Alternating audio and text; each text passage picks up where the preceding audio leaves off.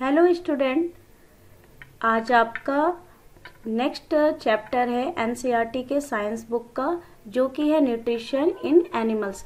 इसके पहले बेटा मैंने आपको न्यूट्रिशन इन प्लांट्स पढ़ाया था। आज हम न्यूट्रिशन इन एनिमल्स के बारे में पढ़ेंगे। Okay, now let's start. You have learnt in chapter first that plants can prepare their own food by the process of photosynthesis, but animal cannot। मैंने आपको चैप्टर फर्स्ट में पढ़ाया था कि जो प्लांट्स होते हैं वो अपना भोजन स्वयं बनाते हैं, बट एनिमल्स ऐसा नहीं कर सकते।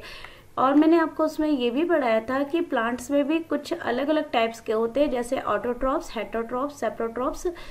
जो ऑटोट्रॉप्स होते हैं वो अपना भोजन स्वयं बनाते हैं, जो हेटरोट्रॉप्स होते हैं वो अपना भोजन स्वयं नहीं बनाते, और सेप्रोट्रॉप्स होते हैं जो सड़ी गली चीज़ों पे रह के अपना न्यूट्रिशन लेते हैं। ठीक, तो अब एनिमल्स की बात आई कि एनिमल्स कैसे अपना न्यूट्रिशन लेते हैं और उनको कैसे डाइजेस्ट करते हैं, उनमें क्या क्या पार्ट्स होते हैं उसे डाइजेस्ट करने के लिए। उन सब भी चीज़ों के बारे में हम इस चैप्टर में पढ़ेंगे। Animal gets their food from plant either directly by eating plants or indirectly by eating animals that eat plants। मतलब एनिमल्स जो हैं वो डायरेक्टली या इनडायरेक्टली प्लांट्स पे डिपेंड होते हैं अपने फूड के लिए। अब डायरेक्टली या तो वो सिर्फ प्लांट ही खाते होंगे, कुछ एनिमल्स ऐसे हैं जो सिर्फ प्लांट खाते हैं, और कुछ एनिमल्स ऐसे होते हैं जो प्लांट ईटिंग एनिमल्स को खाते हैं। जो एनिमल्स प्लांट को खाते हैं वो दूसरे एनिमल्स उन एनिमल्स को खाते हैं। तो जैसे कि primary and secondary. Some animals eat both plants and animals. और कुछ ऐसे होते हैं जो दोनों को ही खाते हैं, जैसे कि प्लांट्स भी खाते हैं और एनिमल्स भी खाते हैं। ठीक, इसके बारे में आपने पहले भी पढ़ रखा होगा, जिसे हम कहते हैं omnivorous animals. Recall that all organism including humans requires food for growth. जैसे कि सभी ऑर्गेनिज्म को फूड क्यों ज़रूरी है, उनकी ग्रोथ के लिए। प्लांट को भी इसीलिए ज़रूरत था, और एनिमल्स और ह्यूमंस को भी इसी तरह से growth, repairs and functioning of the body. मतलब अगर उन्हें वर्क करना है, उनके बॉडी का जो भी फंक्शन होता है, जो भी काम होता है, या उसको रिपेयर करने में, ग्रोथ करने में किसकी ज़रूरत है, एनर्जी की ज़रूरत है। और वो एनर्जी कहाँ से मिलेगी हमें? फूड से मिलेगी, न्यूट्रिशन से मिलेगी। और animals nutrition includes nutrients requirements, mode of intaking of food and its utilisation in the body. अब जो एनिमल्स है वो कैसे अपने न्यूट्रिशन को लेता है, क्या उसकी रिक्वायरमेंट होती है, कैसे बॉडी के अंदर जाता है, और कैसे फिर उसको यूटिलाइज करके उससे जो भी न्यूट्रिएंट्स है उसको लेके अपने बॉडी को एनर्जी देता है। ये सब प्रोसेस इसमें देखते हैं। You have studied in class 6th that food consist of many components.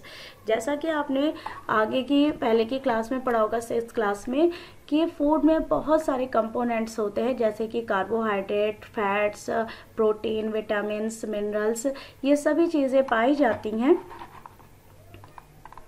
The components of food such as carbohydrate are complex substance।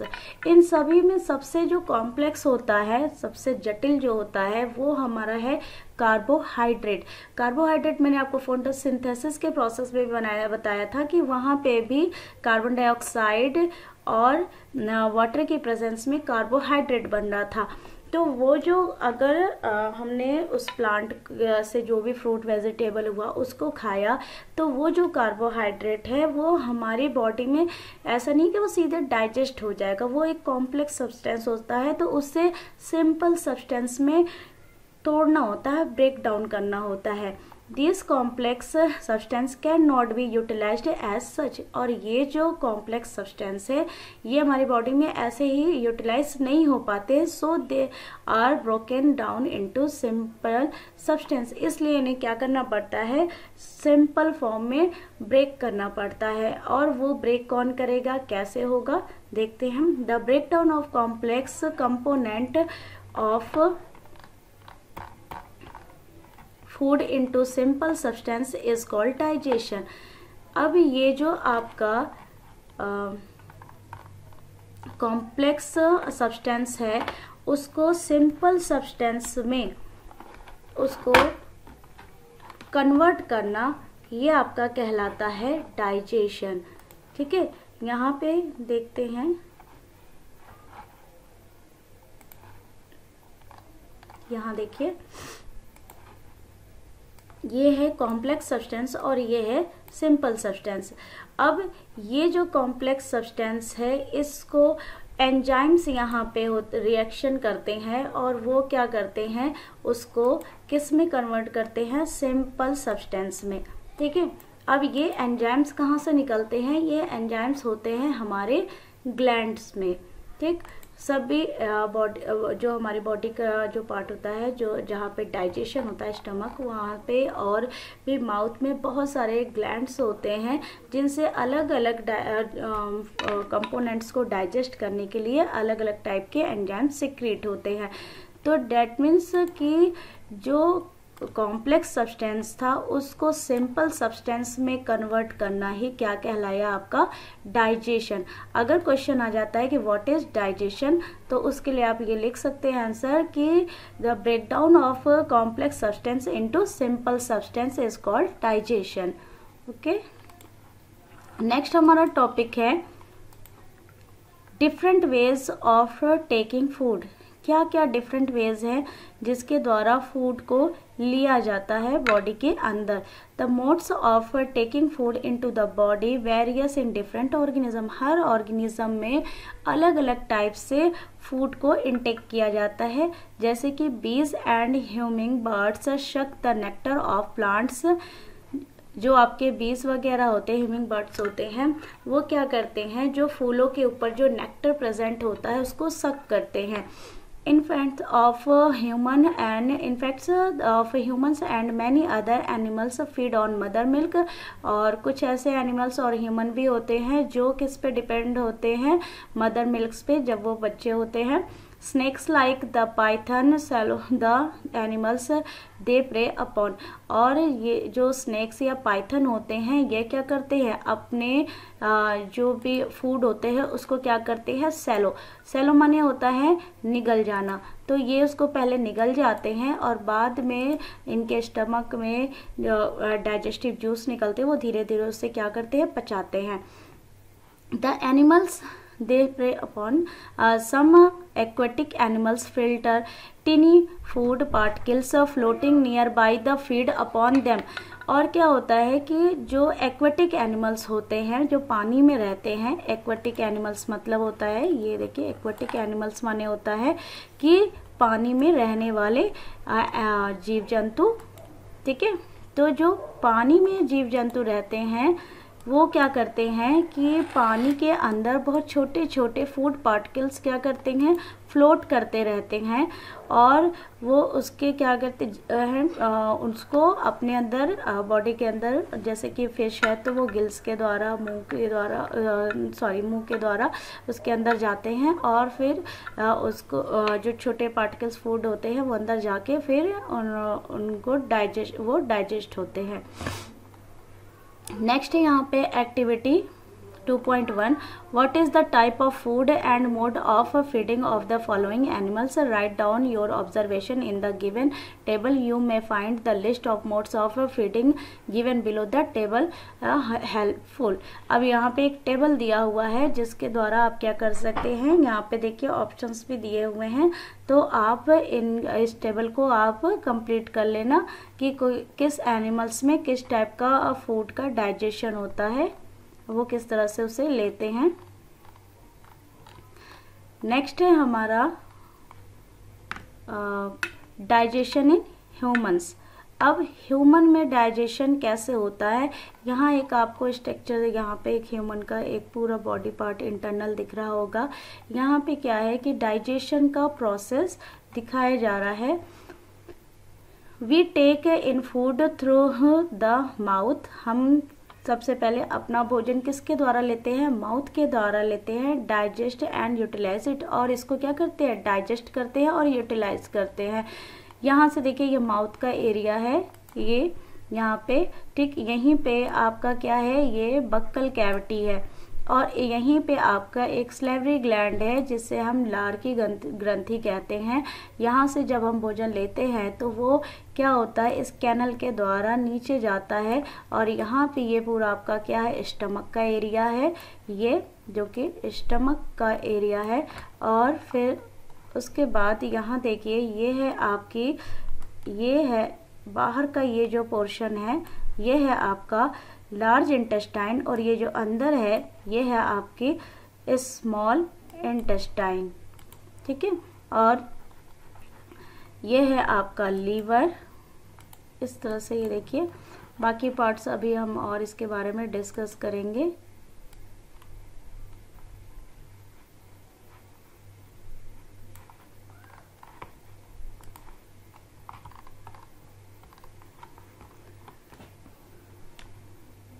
The unused part of the food are defected.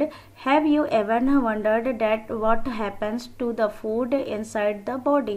क्या आपने सोचा है कि जो भी भोजन हम लेते हैं उसके पचने के बाद उसका क्या होता है, body, the food passes through the continuous canal. अब मैंने जैसा कि आपको यहाँ दिया कि हमने जो भोजन यहाँ पे लिया वो सीधे कहाँ जाता है, धीरे वो खाना यहाँ से लेके ये पूरे एक कहाँ तक, एक पूरा कैनल होता है वहाँ पे जाता है, और यहाँ पे एनस से होता हुआ बाहर जो भी वेस्ट होता है वो निकल जाता है। तो ये पूरी एक क्या है, कैनल है।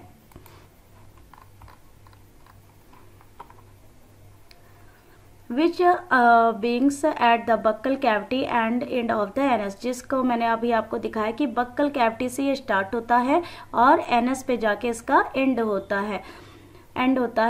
The canal can be divided into various compartments. अब ये जो आपका कैनल है ये कई पार्ट में डिवाइड होता है, जैसा कि मैंने अभी आपको ऊपर डायग्राम में दिखाया।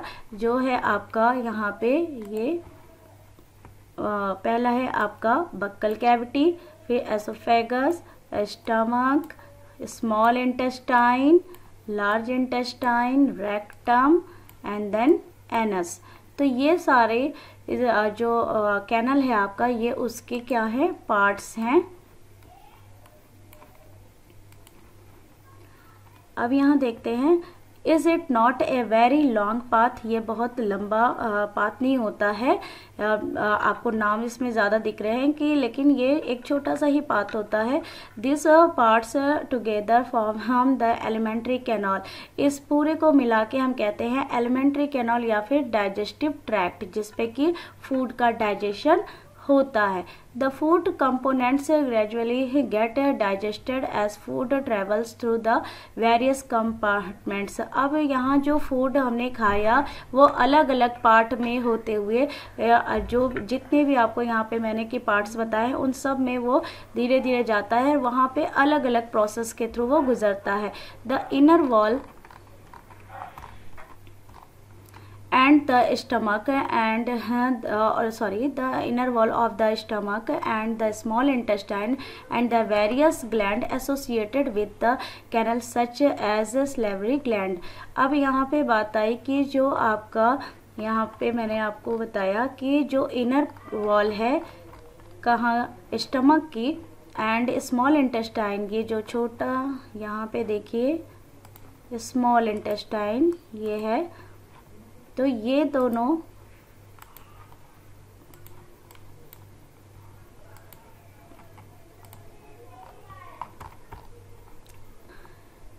Small intestine and the various gland associated with the canal such as salivary gland. यहाँ पे ये क्या है, सलेवरी ग्लैंड है। The liver and the pancreas secrete digestive juice. अब ये जो सलेवरी ग्लैंड है और ये देखिए ये सलेवरी ग्लैंड, और उसके बाद है लीवर। लीवर से क्या है, लीवर से आपका कुछ जूस निकलेंगे, और दूसरा है आपका यहाँ पे पैंक्रियास, ठीक है। तो पैंक्रियास, इससे भी डाइजेस्टिव जूस निकलते हैं।